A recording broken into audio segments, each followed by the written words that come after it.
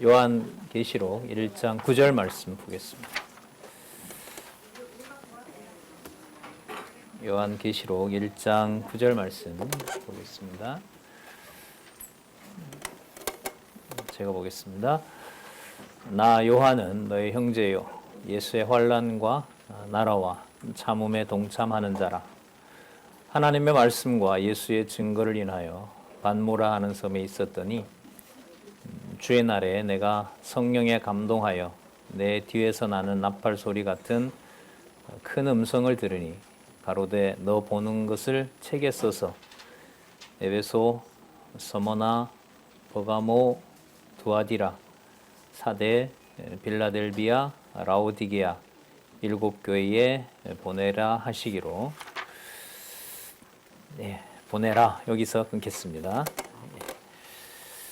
네, 우리 교재는 성경 강론 18권입니다. 개역 성경과 함께 우리 주석 설명 내용을 통해서 같이 요한계시록 1장 9절부터 같이 상고해 보도록 그렇게 하겠습니다. 우리 보시면은 요한계시록 5절이죠. 교회 투쟁 다음에 이제 교회 승리를 통한 성취 내용이 나옵니다. 제목이 중요한 것은 교회 승리와 성취라는 이제 낱말이 두 개가 있는데, 교회의 승리, 저 개념이 요한계시록 어떤 장면에서도 승리로 설명이 돼야 된다는 것을 의미합니다. 이게 제목이 가지고 있는 무게라고 할 수가 있겠죠. 그리고 또 이제 성취는 바로 구약과 연관이 됩니다. 구약의 언약한 내용을 성취하는 거고요. 그다음 두 번째는 성취가 연구반에서도 나왔고, 또 조금 전에 장로님이 말씀도 전하시면서 창세전에 영원한 하나님의 언약에 바탕을 두었다는 창세전 언약의 성취도 동시에 가지고 있습니다. 그러니까 구약에서 여호와께서 언약하신 메시아 언약이 신약에서 메시아 성취로 이루어진다는 거죠. 그래서 교회의 승리라고 하는 이 개념은 요한계시록뿐만 아니라 요한계시록을 통해서 만약에 신약뿐만 아니라 구약 전체를 보더라도 승리라는 개념으로 볼 수 있다라는 것을 알려줍니다. 성경신학은. 그래서 여러분 강론집 내용을 보시게 되면 요한계시록이 시작을 하면서 첫 번째는 요한계시록의 구조와 의미를 설명을 하지요. 그 다음 단락에 창세전 근거를 제시하고요. 세 번째 단락에서는 구약의 모든 사건들을 승리의 관점에서 아브라함 사건부터 시작해서 아브라함 기록, 아담도 마찬가지죠. 창세기에서부터 말라기까지 구약 성경 모두가 승리와 연관되어 있다. 교회 승리와 연관되어 있다는 사실, 그 모든 것들이 구약에 언약되어 있고 그것이 신약에서 성취되었다. 이걸 요한계시록에서 알려주고 있습니다. 물론 이제 그 논리적 순서는 교회 설립과 양육과 무장과 투쟁, 그것하고 때려야 뗄 수 없는 관계에 있다는 것을 알 수가 있습니다. 자, 그 큰 어떤 구조를 말씀을 드렸고요. 그러면 우리 살펴보도록 하겠습니다. 요한계시록 1장에서부터 3장까지 교회를 위한 계시가 나오죠.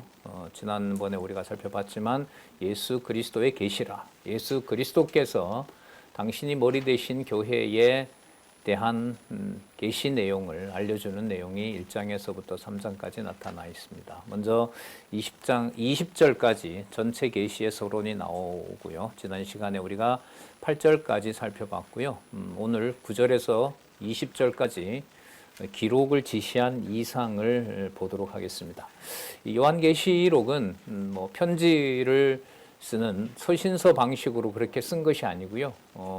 하늘에서 보여준 계시 상황에서, 계시 상태에서 주의 날에 받은 그대로 그냥 받아쓰기 한 거라고 보시면 됩니다. 그러니까 전적으로 성도들을 생각하거나 이런 어떤 게 아니죠. 그래서 계시의 여러 가지 방식이 있는데 서신서 방식도 있고 역사적 기록 방식도 있고 마태복음과 같은 방식도 있고 다 방식이 다른데 요한계시록 같은 경우에는 구약으로 말하면 에스겔이나 다니엘서처럼 하나님께서 직접 보여주시고 그 본 그대로를 서술하는 기록하는 그런 말씀의 권위를 가지고 있습니다. 어떻게 보면 그냥 주는 대로 받아서 가서 전하라, 이게 바로 이제 요한계시록의 말씀이라고 할 수가 있습니다. 그러니까 성경 권위라고 하는 것이 다양한 방식으로 하나님의 그 권위를 보여주고 있는데요. 그 장류 방식은 매우 다양합니다. 요즘 신문에 제가 그걸 기록을 하고 있는데, 이 말은 뭐냐 하면 성도들과 요한 2서 3서에서 보시는 것처럼 대면 관계에서 하나님의 말씀을 서로들 깨닫게 하는 상황이나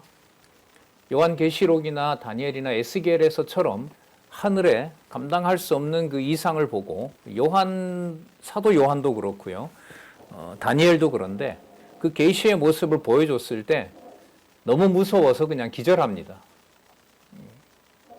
그 말씀의 권위도 있는 거고요. 요한 2서 3서의 극히 개인적인 후배 장로에게 아니면 그 이종 사촌 간의 자매들에게 편지하는 거기에 또 그 말씀의 권위가 작동하는 겁니다. 그러니까 요한계시록을 보여준 하나님은 더 많은 권위, 말씀의 권위를 가지고 있고, 요한 2서 3서는 그냥 대면하는 편지, 대면할 수 있는, 또 서로의 관계를 설명하는 인간적인 서술로 본다면 성경 권위에 대해서 스스로 우리가 차등을 하게 되는 거죠. 이 말은 여러분들과 저의 관계에서 그리스도의 통치를 보는 거나 이상 중에 요한계시록처럼 정말로 무섭고 상상만 해도 제가 요한이라도 진짜 뭐 떨 것 같은 그런 장면을 보는 거나, 그 차이가 실체적인 하나님의 나라 그리스도의 몸된 교회에는 차이가 없다는 것입니다. 그런 의미에서 교회가 부담되고 겁나는 곳이다, 그런 말씀을 가끔 드립니다. 자, 그러면 우리 9절부터 이제 16절까지 인자, 사람의 아들이라 그러죠. 예수님께서도 쓰셨던 용어죠. 인자가, 이런 말씀을 많이 하셨어요. 인자 속에는 하나님의 아들로서 이 땅에 오신 것을 주로 통치와 관련해서 많이 씁니다. 맥락을 보면 마태복음이나 마가복음이나 복음서에 보면 인자라는 말을 쓸 때는 바로 하나님의 주권과 통치 이 개념을 우리가 연관을 시켜도 읽어가는 데 도움이 되리라고 봅니다. 먼저 16절까지 인자 이상을 보여주는데, 지금 11절까지 읽었던 내용에 보면 본 것을 기록하여, 물론 성령에 감동되었다고 나오죠. 10절에 보면 7 교회로 보내라는 음성을 들려주는 내용이 나타납니다. 소개도 보면 요한을 그렇게 소개하죠. 자기 자신을 예수님의 환난과, 또 환난 다음에 뭐가 나오냐면 나라가 나오죠. 이 참 잘 안 맞는 말이죠. 하나님의 나라가 통치한다면 환난에서는 좀 피해 나가야 될 텐데, 아닙니다. 반드시입니다. 반드시 그리스도가 받은 환난 속에 하나님 나라의 통치가 드러나는 거예요. 이게 요한계시록에서 교회 승리를 얘기를 할 때, 승리를 깨닫게 될 때 아주 중요한 소재가 됩니다. 어린 양의 권세가 이제 5장에부터 나오는데, 어린 양을 어떻게 소개를 5장에 시작하냐면 금방 죽은 거, 아니 오래전에 죽은 것처럼 이럽니다. 그리고 오래전에 죽은 것처럼 보이는 그 어린 양이 누구도 뗄 수 없는 인봉, 누구도 건들 수 없는 도장에 도장 찍혀 있는, 그 누가 뗄 수가 없어요. 그걸 어린 양이, 죽은 것 같은 매겁고 힘없어 보이는 그 어린 양이 때려옵니다. 그가 이제 17장에 가면 만왕의 왕, 만주의 주가 되는 거죠. 그래서 교회 승리라고 했을 때, 저 제목을 제가 처음에 봤을 때 놀랐던 것은 전반적으로 봤을 때 끝부분에 해당하는 4장과 7장, 그리고 19장, 20장, 21장에 나타난 모습이 아니고는 저 승리라는 제목을 달기가 힘든데, 환난과 핍박과 이런 부분이 너무 많아서 전 사실 처음에 놀랐습니다. 인간 중심적인 어떤 그런 감정과 이해력으로 봤을 때. 그래서 제가 오늘 서론을 말씀드리면서 요한계시록 전체 주제와 관련된 개념으로 승리라는 것으로 다 결론이 나야 되고, 또 성경 전체 마태복음에서부터 신약은 물론이고요, 창세기부터 말라기까지 그걸 그리스도의 교회와 연관시키면 계시록은 그게 승리다라고 선언하고 있다는 말씀을 드렸던 이유도 거기에 있습니다. 자, 환난과 나라와 참음, 인내라고 하죠. 인내에 동참하는 자라. 그리고 하나님의 말씀과 예수의 증거를 인하여 반모라는 섬에 있었다고 얘기를 하고요. 성령에 감동되었다라고 얘기를 합니다. 그리고 7 교회에 써서 보내라고 하는 음성도 들은 거죠. 자, 말씀드렸지만 박해는 심해지고 있고, 예루살렘 교회는 이미 처참하게 예수님의 약속대로 사라진 상황이고요. 수만 명의 기독교인들은 유대인들과 함께 주로 성도들인 붙잡혀서 곳곳으로 도망가거나, 수만 명은 로마에 잡혀가 있는 그런 상황입니다. 그런 상황에서 교회가 승리한다라고 하는 주제를 받는다는 것은, 이거는 은혜이죠. 은혜이고, 사람의 어떤 감정으로는 이해할 수 없는, 진짜 대비가 되는 그런 말씀을 사도 요한으로 하여금 받아서 전해주라고 하는 명을 받게 됩니다.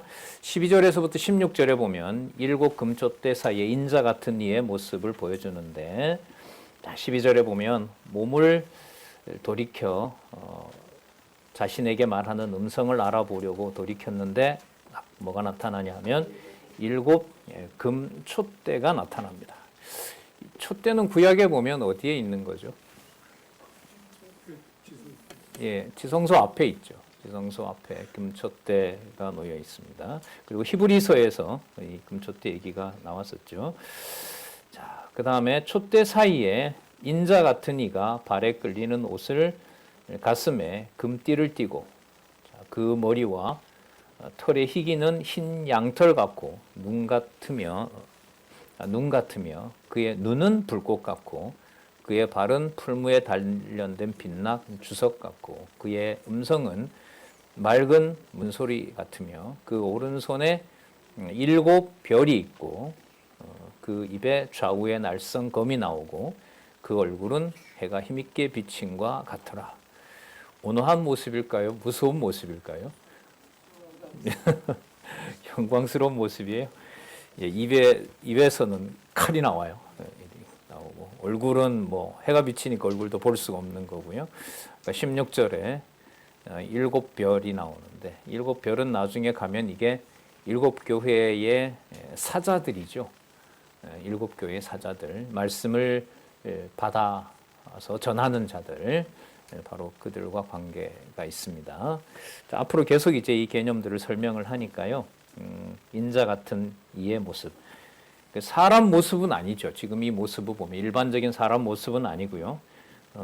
능력과 그 다음에 영광스러움과 두려움과, 그리고 구약의 제사장의 모습도 오버랩이 되고 있고,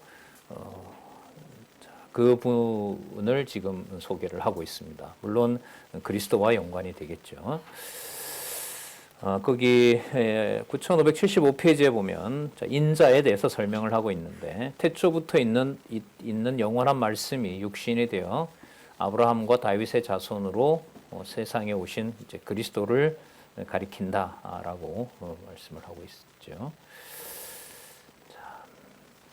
그 다음 우리 17절에서부터 20절로 가서요, 위로합니다. 위로하면서 기록을 명하는 내용이 나오는데, 17절에 한번 보시면은, 내가 볼 때에 그 발 앞에 엎드려 죽은 자 같이 되매. 예, 자기가 봤는데 더 이상 그 힘을 쓸 수가 없어요. 그 아까 나타났던 인자 같은 모습 앞에서, 그렇죠, 막 칼이 나오고 이러니까 거기서 견딜 수가 없는 거죠. 이게 여러분 다른 어떤 뭐 비유가 아니라요, 우리는 이미 이 말씀의 어떤 능력에 대해서 우리 말씀운동이라는 그 단체 이름도, 교회 이름도 성경에 히브리서 4장 10절에서 나왔잖아요. 그 살았고 운동력 있는 하나님의 말씀의 권위라고 생각하시면 됩니다. 그리고 그게 단순한 말이 아니라 아까 보신 것처럼 머리끝에서부터 옷자락 하나까지 하나님의 능력의 권세가 나타나는 거죠. 예수께서 혈류증 앓는 여인을 고치시는 장면을 보면 예수님이 대면에서 고치시지 않았죠. 혈류증 앓는 여인이 와서 뭘 잡으니까 옷깃에 손을 댔을 때 거기서 능력이 발휘가 되는 것처럼 전인격적인 그리스도의 모습. 하지만 인자를 강조하는 이유는요. 그 요한 2서 3서와 관계가 있어요. 당시의 이단들은 가장 중요한 이단들의 주장이 뭐냐면 육의 몸을 입고 이 땅에 오신 그리스도를 부정하는 거거든요.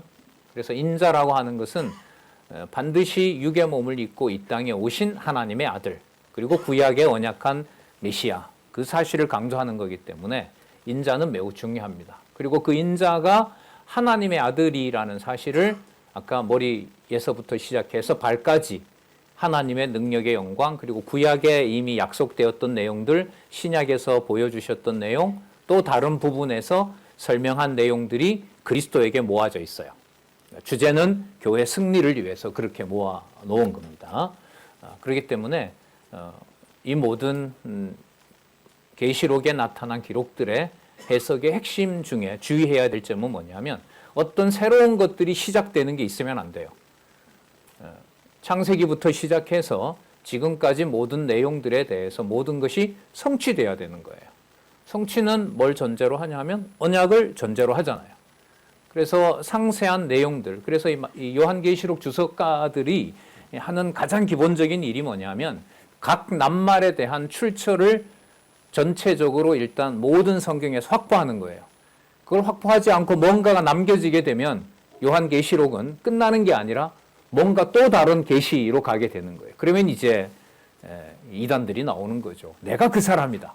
뭐 몇 년도에 뭐가 나타났다. 이런 이제 해석으로 열리게 되면 이제 왜곡되는 겁니다. 자, 볼게요. 17절에 내가 볼 때에 그 발 앞에 엎드러져 죽은 자 같이 되매. 이것도 요한의 입장에서 보면 뭐 죽은 자 같이 된 것이 좀 뭐 이렇게 좋지 않은 상황이지만 아까 그 말씀의 모습으로 본다면 인자가 가지고 계신 그리스도의 능력의 영광, 승리를 주관하시는 분이다라는 것을 알려주는 내용이 되는 겁니다. 그가 오른손을 내게 얹고 가라사대 두려워 말라. 자, 어떻게 소개하냐면 나는 처음이요 나중이니. 여러분 이게 바로 언약과 성취죠. 그러니까 창세기에서 언약하신 대로 그 모든 말씀이 지금 동일하게 너에게 보여주고 있다는 거죠. 그 말씀의 권위가 바로 그리스도의 인격과 인자 같은 모습과 분리되지 않는 거고요. 그 인자라고 하는 말 속에는 요한 2서 3서에 성도들이 대면하는 것과 관계가 되고요. 성도들의 대면 관계 속에 유다서가 들어오면 능력의 영광이 거기에 함께하고 있고 거기에 적그리스도와 이미 심판받은 사단의 세력이 그리스도의 교회를 회방할 수가 없다라는 내용입니다. 그러니까 여기에는 요한 2서 3서 유다서 내용, 유다서 마지막 절에 그리스도에 대한 영광, 하나님 아들로서 그리스도에 대한 영광에 대한 말씀이 나왔었죠. 영광과 능력과 권세와 정사와 이 내용들이 유다서 마지막 절에 나온 것을 연결을 시키면서 이제 앞으로 이게 1장이니까요. 가까웠기는 여러분 요한 2서, 3서, 유다서와 가까운 거예요. 거기 있는 개념이 가까우니까 거기 있는 개념을 여기에서 같이 모아서 생각을 하고 이 개념들이 이제 22장까지 어떻게 성취되는지를 이제 확인해 가면 되겠죠. 자, 그에게 얹고 가라사대 두려워 말라. 나는 처음이요 나중이니. 자, 18절에 보시면 곧 산자라. 네, 살아났다라는 의미보다 영원히 살아계신 통치자라는 거죠. 그러니까 구약에 일어났던 아벨이 형으로부터 형에 의해서 살해당했지만 그는 죽으면서 히브리서에 의하면 죽은 것이 아니라 누구를 증거하고 그리스도를 증거했다라고 히브리서에서 얘기하고 있잖아요. 그때부터 시작해서 예수님 말씀처럼 사가랴의 피까지 모두 그리스도를 증거한 그 내용은 그리스도가 죽은 자가 아니라 어떤 분이다? 항상 살아계신 분이다. 그럼 조금 전에 나타났던 인자 같은 이의 모습은 무엇을 알려주는 거냐 하면 처음이나 나중이나 전에나 현재나 지금이나 그리고 미래나 항상 뭐한 분이다? 살아계신 분이다라는 겁니다. 그러니까 교회의 영존성, 교회가 가지는 이 땅에서의 최고의 실체적인 가치는 계시록 1장 지금 보고 있는 내용에 의하면 이 땅에서 영원한 생명을 주관해 가시는 그리스도의 통치를 볼 수 있는 유일한 곳이 바로 그리스도의 몸된 교회입니다.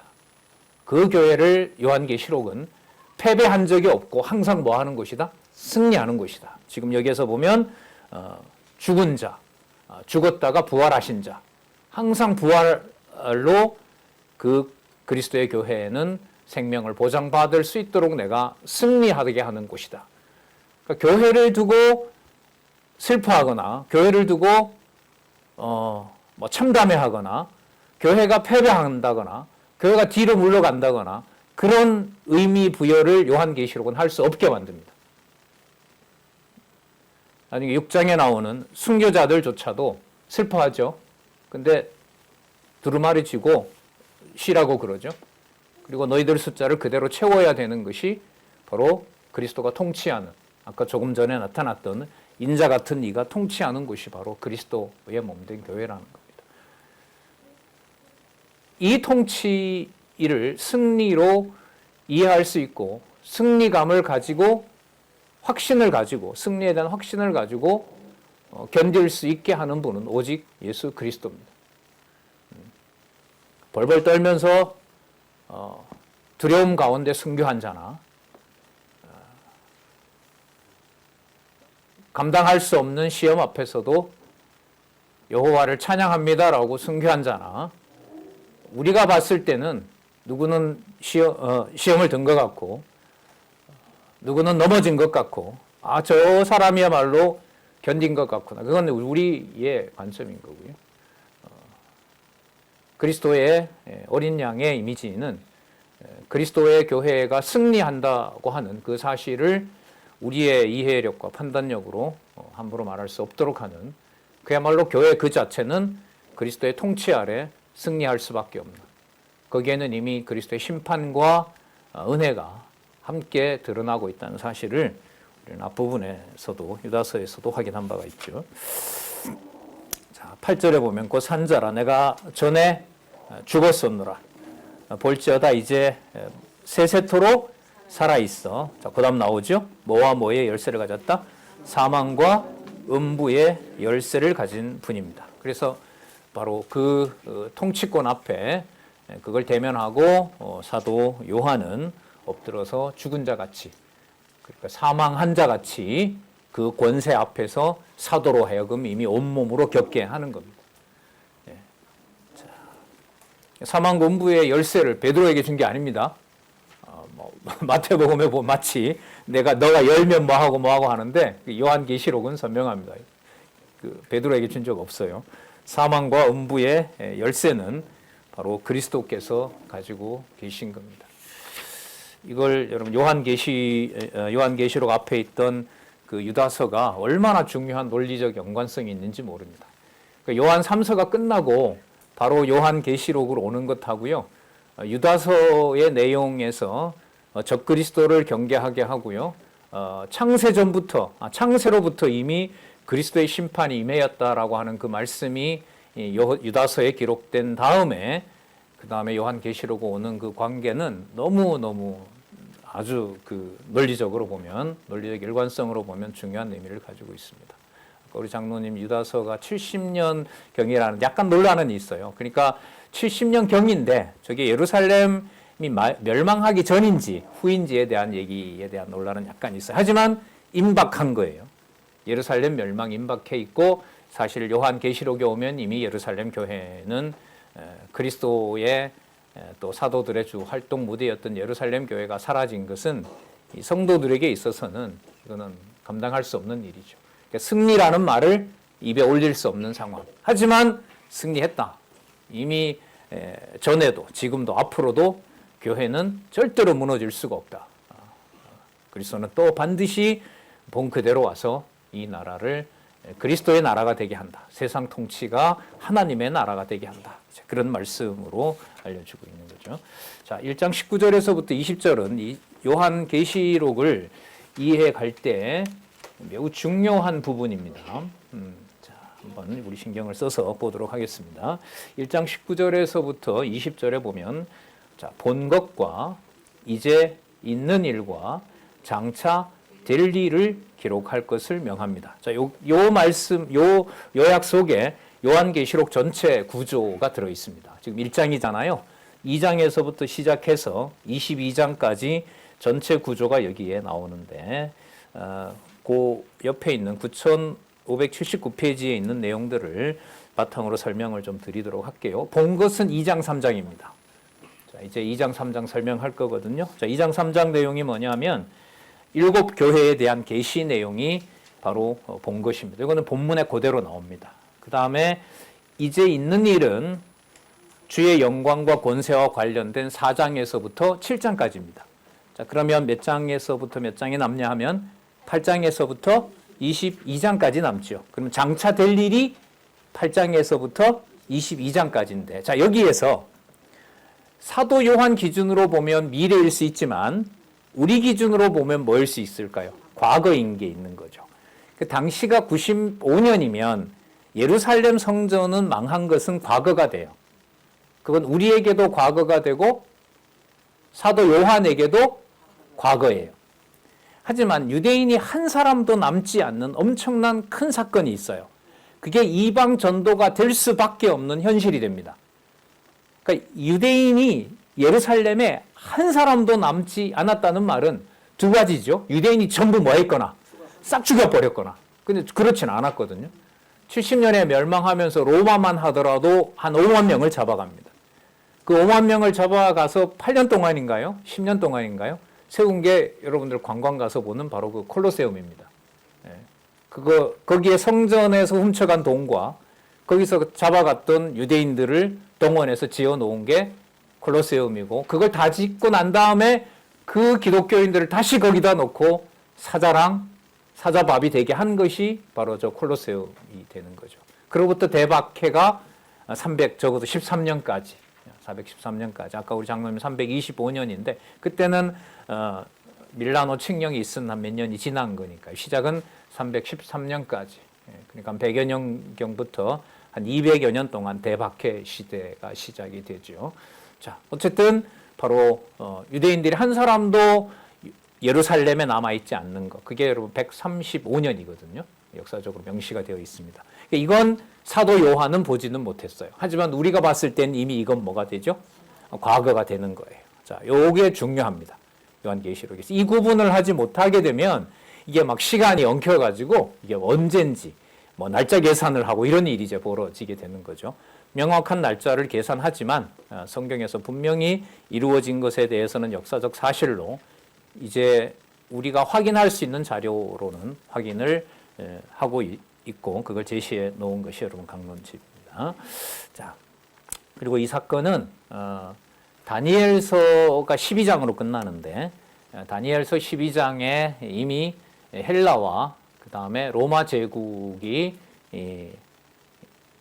로마 제국 통치 때 그리스도가 오신다는 약속이 이미 다니엘서에 연관이 되어 있습니다. 그래서 요한계시록의 그 역사적 사실과 기록 연대가 나올 때는 다니엘서의 주석도 함께 보시면 이해를 해가시는 데 도움이 될 겁니다. 필요한 건 그때마다 말씀을 드리도록 그렇게 하겠습니다. 자, 그래서 본 것은 2장과 3장이고요. 이제 있는 일은 4장에서부터 7장까지고요. 그 다음에 장차 될 일은 8장에서부터 22장. 8장에서부터는 두 개로 나눠지죠. 먼저 8장에서부터 16장까지 주의 진노와 심판. 상당 부분을 차지하고 있죠. 진노와 심판. 그러니까 저는 이 부분이 상당한 부분이었기 때문에 분량도 상당하고 내용들이 여기에 집중되어 있고 교회가 받는 환난도 여기 있으니까 교회 승리라는 저 제목이 진짜 힘들더라고요. 주권적으로 다 통치하는 거야, 그렇게 말하기에는 본문 내용의 지배가 8장에서부터 16장이기 때문에 어떻게 저 승리라는 제목을 붙일 수가 있지? 저게 좀 힘들었어요. 진짜 믿음을 줘야 돼. 논리적으로 이해하는 것하고요, 하나님의 말씀을 생명의 말씀으로 주는 것은 진짜 극과 극입니다. 그래서 여러분, 말씀 운동은 누군가가 비판하는 것처럼 그냥 지식을 머리를 벌리고 쏟아붓고 이런 게 아니에요.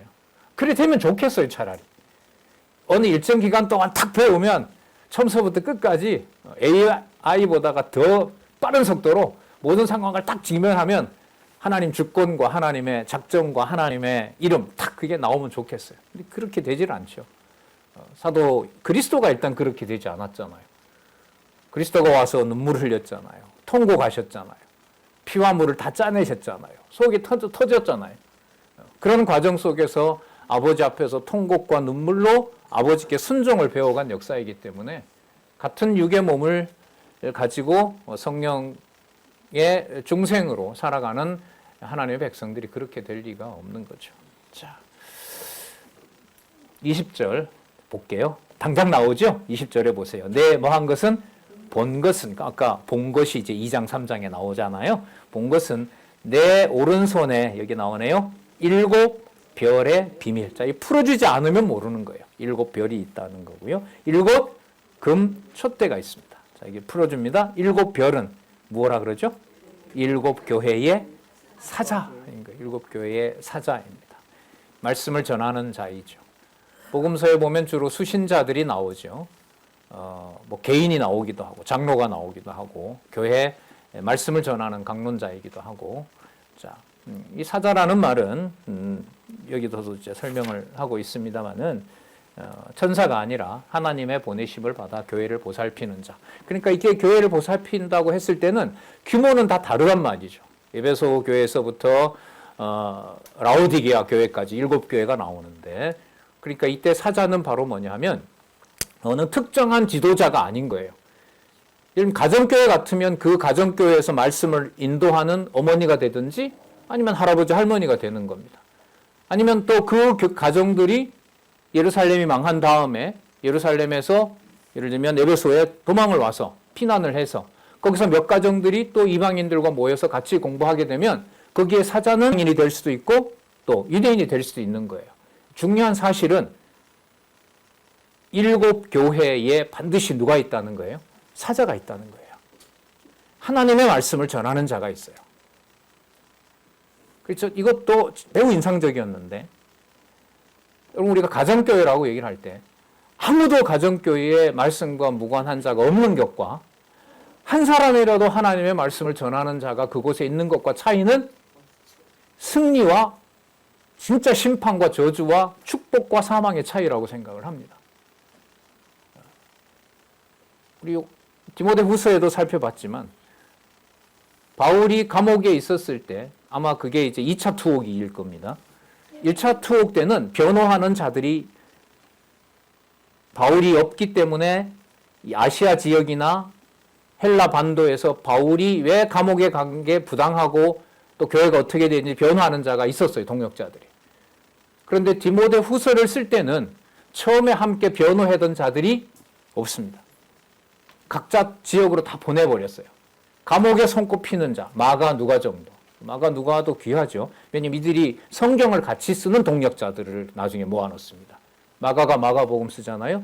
누가가 사도행전, 그 다음에 누가복음 기록하게 하죠. 그렇게 해서 어쨌든 사도 바울과 나중에 보면 동역자들이, 사역하는 자들이 그렇게 함께 하질 않습니다. 그런 상황 속에서 바로 이 하나님의 말씀을 전하는 사자가 각 교회에 있는데, 그 사자들을 2장과 3장에 보면 칭찬만 하는 게 아니라 뭐도 합니까? 책망도 합니다. 그럼 이 내용은 뭐냐면 히브리서 4장 12절에 있는 대로 하나님의 말씀은 살았고 운동력이 있어. 그럼 그럴 때 말씀이라는 게 어떤 글을 말하는 걸까요? 아니면 아까 살펴봤던 것처럼 머리부터 발끝까지 형상화되어 있는 인자 같은 이의 그리스도의 권능을 말하는 걸까요? 후자인 거죠. 그게 여러분 교회의 신비입니다. 그리고 이 교회를 승리로 깨닫게 하기 위해서 그 승리는 현장에서 보면 이분들이 겪는 것처럼 예루살렘 교회를 흔적도 없이 없애는 방법이에요. 요한계시록 마지막 새 하늘과 새 땅 오기 전에 처음 하늘과 처음 땅이 없어졌어요. 건질 게 없어요.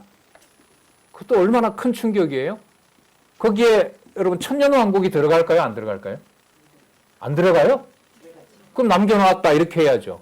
천년왕국도 없어요. 거기는. 나중에 그걸 사단에게 맡기는데요. 천년왕국을. 그럼 도대체 승리로 얘기를 했을 때 뭘 잡아야 되냐 말이에요. 사실 이 현상을 우리는 지금 같이 겪고 있거든요.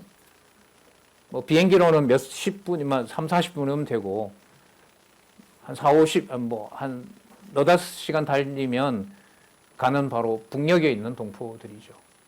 거기 있는 지체들이 경우에 그 코로나 이후에 코로나 당시에 상당수가 죽었다고 하는데 정확한 건 집계가 되지는 않고 있는데 뭐 의미 부여할 게 참 많죠.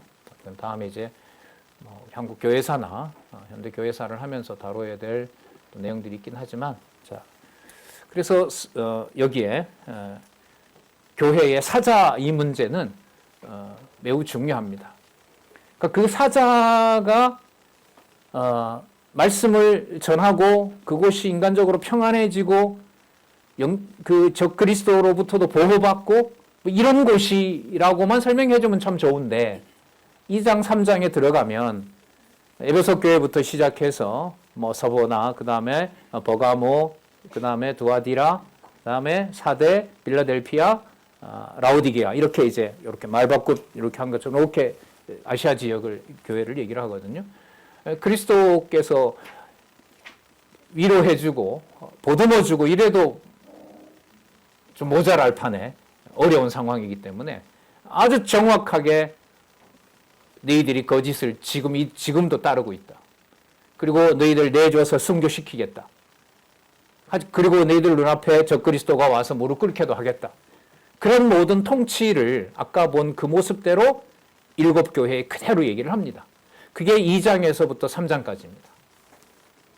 거기에 하나님의 말씀을 전하는 지금 이 사도 요한처럼 이 말씀을 전달해 주는 자와 그 전달해 주는 말씀을 듣는 자와 듣지 못하는 자의 차이는 버린 자와 선택한 자의 차이까지 갑니다. 그래서 2장 3장에 많이 나오는 구절이 있어요. 뭐 있는 자는 들을지어다? 예. 귀 있는 자는 성령이 너희들에게 하시는 말씀을 들을지어다. 이게 여러분 사자 문제입니다. 그래서 저는 뭐 저희 가족만 하더라도 제가 생각하는 만족스러운 가정교회는 아니에요. 가끔 이제 있지만은 보이기도 하고 같이 이제 하나님 믿고 한다고 하지만 저는 그것보다가 하나님의 말씀을 전달하는 한 사람이라도 그 가정에 있느냐 없느냐의 문제는 이게 일단은 좀 신경이 더 쓰여요. 그래서 과거에 어떤 청년이 목사님 저는 결혼도 하지 않을 거고요. 뭐 혼자 이렇게 살 텐데 저는 가정교회는 상관없네요. 그 말이 충격이었던 거죠. 그 청년은. 제가 말한 건 그런 의도가 아닙니다. 제가 그런 의도로 말한 건 아닙니다. 라고 변명까지 했었죠. 그곳에 지키다가 이렇게 내가 외롭게 지킨 이 하나님의 말씀을 성경신학을 그냥 나만 이렇게 안고 그대로 갈 수도 있어요.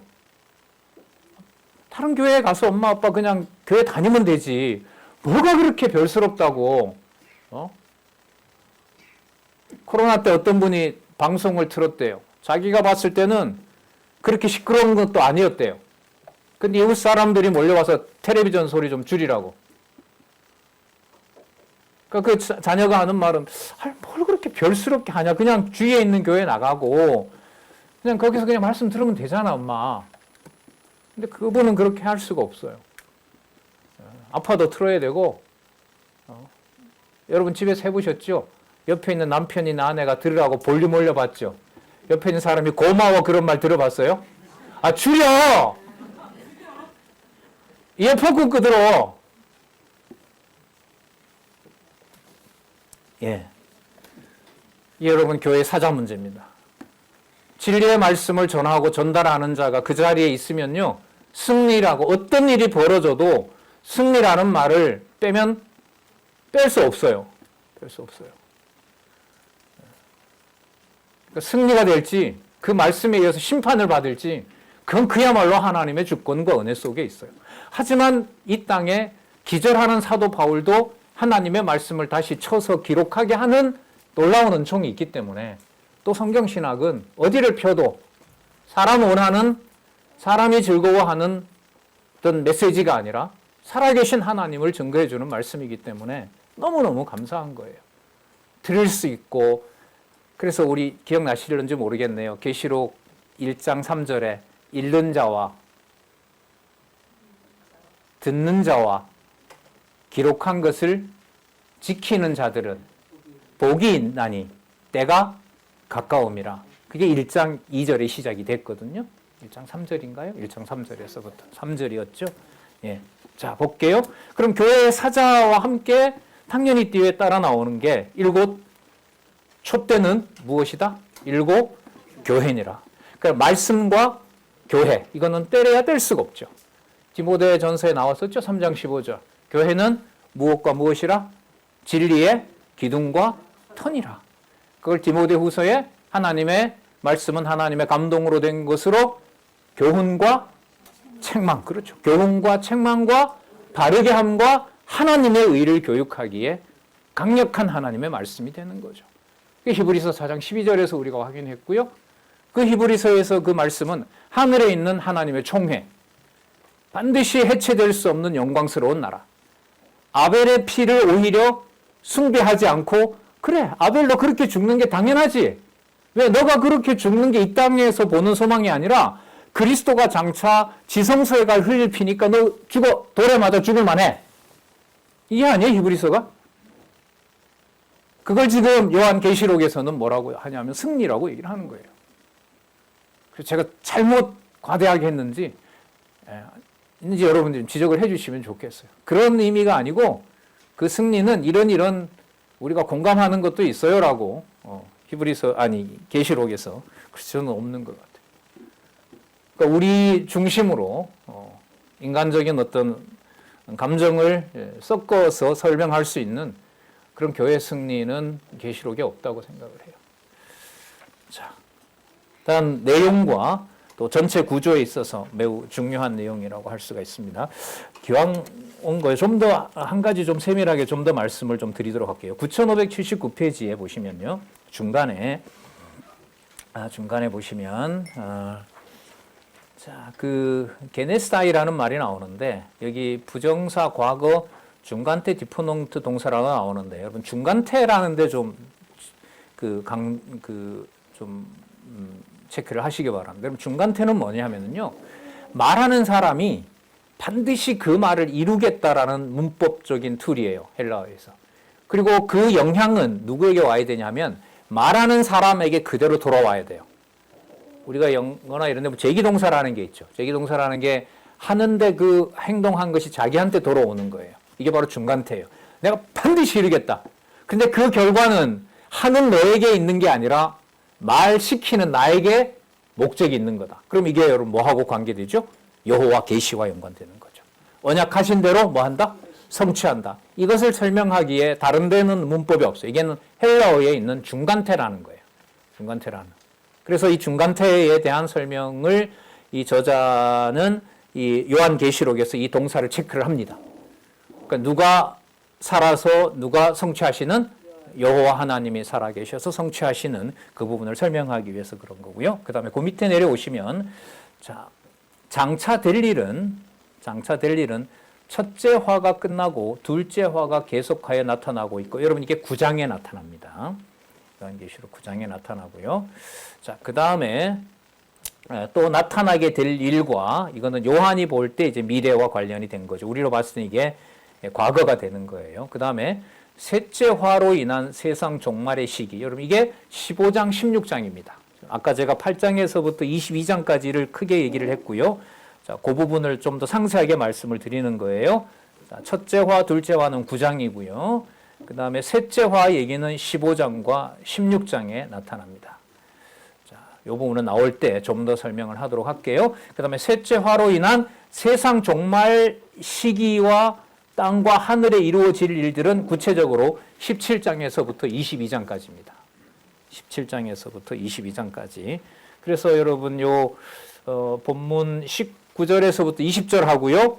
9579페이지 내용은 이건 거의 암기하셔야 돼요. 이게 요한계시록 2회에서 교회 승리와 관련해서 역사적 사실들을 이해해 가는데 이 강론자는 아주 중요한 본인의 주장을 여기에 근거로 제시하고 있기 때문에 거듭 확인해 주시기 바랍니다. 자, 나중에 설명하겠지만 그 둘째 화와 셋째 화는 둘째 화 같은 경우에 첫째 화는 뭐냐 하면은요. 예루살렘 성전이 무너지는 사건을 중심으로 얘기합니다. 예루살렘 성전이 언제 처음으로 불에 타냐 하면 구약시대 말고요. 구약시대가 끝나고 바벨론 포로에서 돌아온 다음에 이름 에스라 성전이라 그러죠. 그 에스라 성전이 처음 불타는 게 언제냐면 로마에 의해서 불에 탑니다. 그게 BC 63년입니다. 그게 첫째 화라고 얘기를 하고 있습니다. 자, 여기서부터는 이제 이게 어떻게 보면 요한계시록과 관련된 이 신약의 논쟁이 시작되는 거예요. 다 그렇게 안 봅니다. 보는 사람도 있어요. 하지만 성경신학에서는 첫째 화를 역사적 구체적인 시기를 특정합니다. AD 64년 로마 제국에 의해서 폼페이 장군이 예루살렘 성전을 점령하고 다 못 태워요. 많이 태우는데 많이 태우고 성전에 돈을 훔쳐가고 하는 그 일이 다니엘의 약속한 대로 일어난 사건을 첫째 화라고 얘기를 합니다. 그다음 두 번째, 그 성전을 80년 동안 어느 가문이 회복을 합니까? 헤롯 가문이 80년 동안 하죠. 다 짓고 난 다음에 2, 3년 후에 아마 그 AD 70년이 올 거예요. 자, 어쨌든 둘째 화는 그러면 어디를 얘기를 하는 걸까요? AD 70년 예루살렘 성전 멸망. 자, 이거는 누구도 봤냐 하면 사도 요한도 겪었던 거예요. 자, 그러면 몇 번째 화가 남았죠? 세 번째 화죠.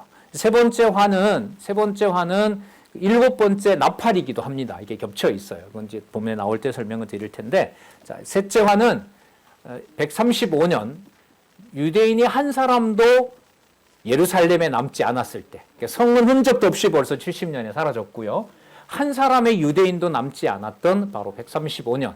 자, 그 135년은 세례 요한으로 보면 시간으로 보면 미래죠. 하지만 우리로 보면 뭡니까? 오래전의 과거가 되는 거예요. 그래서 요한계시록은 우리로 보면 19장, 20장, 21장밖에 안 남았어요. 이방인의 시대가 끝나고 유대인의 환란과 구원 시대에 그리스도가 재림하시는 거. 그렇기 때문에 바로 이런 부분들도 역사적으로 중요한 의미를 가지고 있습니다. 이게 혼선이 되면 이 앞부분에서 이미 지나간 역사 속에서 이제 막 현재 일을 찾거나 미래의 일들이 같이 이렇게 혼선이 되는 거예요. 자, 그래서 9579페이지 요 내용들에 대한 설명들은 숙지해 주시고 앞으로 계속해서 살펴보도록 하겠습니다. 그 밑에 보면 설명을 하고 있죠.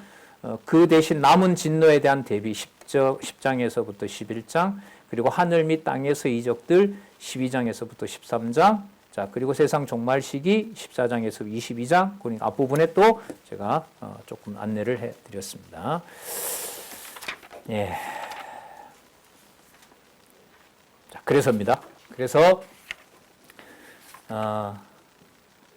본 것과 이제 있는 일과 그리고 앞으로 장차 될 일 속에서 당대에 있었던 아시아 7교회에 대한 실질적인 통치를 아까 2장 1장에 나왔던 바로 그 인자 같은 이가 바로 이 교회를 내가 통치하고 있다는 교회 계시 내용을 우리는 다음 시간 2장에서부터 3장을 통해서 이제 하나씩 살펴가 보도록 그렇게 하겠습니다.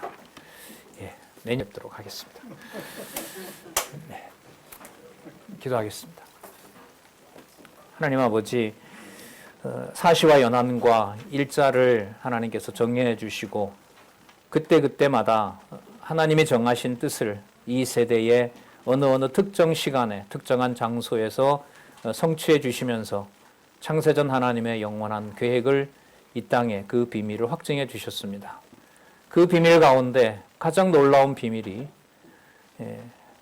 창세전 그리스도 안에서 그리스도에게 허락하신 또 그리스도에게 주신 영원한 하나님의 통치국가, 하나님의 나라를 이 땅의 교회로, 또 그것도 이방인이 도저히 감당할 수 없는 복으로 우리의 진리를 우리 가운데 성령께서 일깨워 주시고 우리를 하나님의 백성 되었다는 놀라운 비밀을 알려주셔서 너무나 감사드립니다.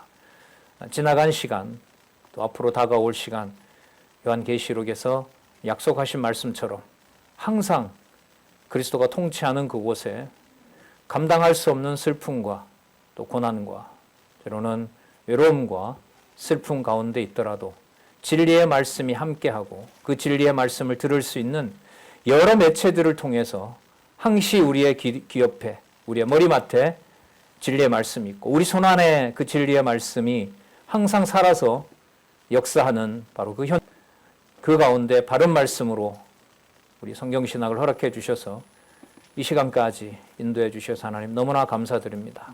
우리의 모든 감정과 우리의 모든 호흡 하나까지 여호와의 이름을 부르는데 우리의 모든 것을 쓰고 싶고 또한 사용하고 싶습니다. 때로는 슬픈 방식으로, 때로는 서러워서 그 눈물을 흘릴 때도 있지만 그 모든 눈물을 진리의 말씀을 깨닫게 하기 위한, 진리의 말씀을 우리들에게 유일한 생명의 말씀으로 주기 위한 바로 승리의 증거가 될 수 있도록 지금까지 지켜주신 것처럼 저희 모든 동역자들과 성도들 내년에도 또 앞으로도 지켜주시옵소서. 예수님의 이름으로 기도드렸습니다. 아멘.